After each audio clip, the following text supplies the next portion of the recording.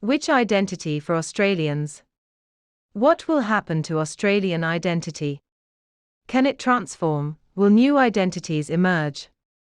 Some of Australia's best and brightest convened at Melbourne Business School for a 2-day workshop, February 14th to 15th, on the futures of Australian identity, as a lead-up to the Australia Davos Future Summit. Organised by Paul Haymister of the Future Summit, hosted by Dr. Robert Burke of MT Eliza Centre for Executive Education, and facilitated by Professor Sohail Inayatullah, the workshop explored and developed scenarios of the futures of Australian identity. Globalisation, demographic changes, perceptions of loss of safety because of world terrorism, challenges to multiculturalism, demographic shifts, the possibility of pandemics, and dramatic new genomic, nanotechnology, energy, surveillance, brain-mind technologies all portend a disturbed world, a world in flux. The meeting began with a showing of investigative comic Akmal Saleh's Compass, ABC TV, attempt to understand Australia Day. His conclusion was that Australia was in a process of becoming tolerance, the laid-back lifestyle, and different understandings of what it means to be Australian were the keys to identity sanity. The workshop was structured around Inayatullah's methodology mapping the past, through the methodology of shared history, mapping the future, through the futures triangle, disturbing the future, through emerging issues analysis, deepening the future, through causal-led analysis, and transforming the future, through visioning and backcasting. 3 dimensions of the future provide the focus for the futures triangle, which in turn laid the groundwork for the scenarios. The 3 dimensions are the pull, or image of the future, the push of the present, quantitative drivers, and the weight of history, the barriers to change. Lucky country. The lucky country was the first image of identity that emerged. Identity here was based on the past, on the agricultural era. Resource riches have created this identity. Its driving metaphor. She'll be right. However, participants questioned whether she would indeed be right. They felt that Australia was selling the family silver, and that, with policies that have not been gracious toward others who are refugees, the weakest in society, participants felt that luck may be running out. Moreover, this identity was overly passive, relying on what nature had given Australia, not what Australians could individually and collectively do to create a new future, a new identity. Renewed past. The second image was that of the renewed past. This was based on today's leaders looking back at the 1950s as the ideal era. Anzac parades, identity linked to Mother England, strong male values were crucial here. Of course, as we continue to the future, the identity would be renewed through technology, but the white picket fence will remain. Nostalgia for the past, strong moral values and male leaders are pivotal to this future. Participants did not think this unicultural image could lead Australia, as women had too many barriers to achieve full equity in this future. More than renewing the past was required. This image was closer to the hearts of the veteran demographic groups, and some baby boomers than these more youthful leaders. Theme park. The past is powerful resource. The third image was that of Australia theme parks.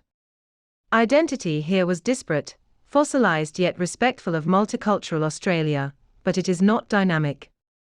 Each theme park, in this future, represents the many cultures that are Australia. Each theme park is used to bring in tourists from around the world. In this future, culture is the big seller, culture is the winner. There was also discomfort in this culture for sale future. While media companies would do amazingly well in the postmodern future, participants were unsure if the image of the Crack Hunter, among other potentialities, was the desired future. Lucky country, renewed past, and theme park were all past-based, focused on preserving rather than creating anew. They were also exclusive, attempting to protect in some way past traditions, resources, relationship to England, patriarchy, and culture itself. Contrasting futures were innovative ounce, glocal, and no identity. Innovative ounce. Innovative ounce was certainly preferred. The image was that of the boxing kangaroo, having the capacity to meet any adversity. Indeed, it is adversity that brings out the best in Australians. They come together, they invent, they innovate, they create a new future. Global travel, early adoption of technology, and social experimentation were all attributes of this future. Gender equity, embracing of the ways of knowing of other cultures, are all attributes that help Australia stay innovative. Culture enhances science and technology, synergizing to create a unique country and people. Identity is both tough, the nerves of steel as exhibited by female and male sports heroes, and soft, open to others, desiring to learn from all so as to be best one can be. Glocal. But does this future go far enough? Questioned some participants. They imagined an alternative future, that of the enlightened Australian living in a global and local world. National identity was softer and duty to the planet and the locale stronger. The nation-state and states themselves were less important. Identity was Gaian, linked to the planet as whole and one's own locale. The cultural creatives, demographic group, is the driver for this future.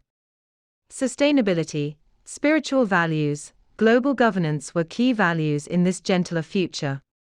Indigenous culture and spirituality were not external to identity, but embraced at deep levels. Innovation emerges not just from science and technology, but from ethics and integrity, from leadership doing the right thing, and thus keeping the luck karma continuing. But what would happen to those focused on the past, who need stability? How would they manage in this changing future? Would social cohesion be possible if localities began to use identity as a weapon against each other? Clearly, this future would only be possible if there were superordinate rules setting up how localities organized in this global becoming. No Aussie identity. The question of all identities feeling at home in a rapidly changing world was even more salient in the last future, no Aussie identity. Because of economic globalization, movement of capital, goods, services and labor, national barriers break down. Identity can be with one's transnational corporation, or with one's religion, the global Ummah, for Muslims, for example, with one's website, as in asiagroove.com, or with some other main identity. This future, while embraced by a few participants, was disturbing for others. While they found the glocal self-inspired and working for the collective, this new self was still considered selfish, putting self, company, religion, web community before nation. Those wedded to the past, lucky country, and renewed past, would especially find this threatening. The sacrifices they had made in the last 100 years would amount to nothing, it was felt. Beyond the scenarios.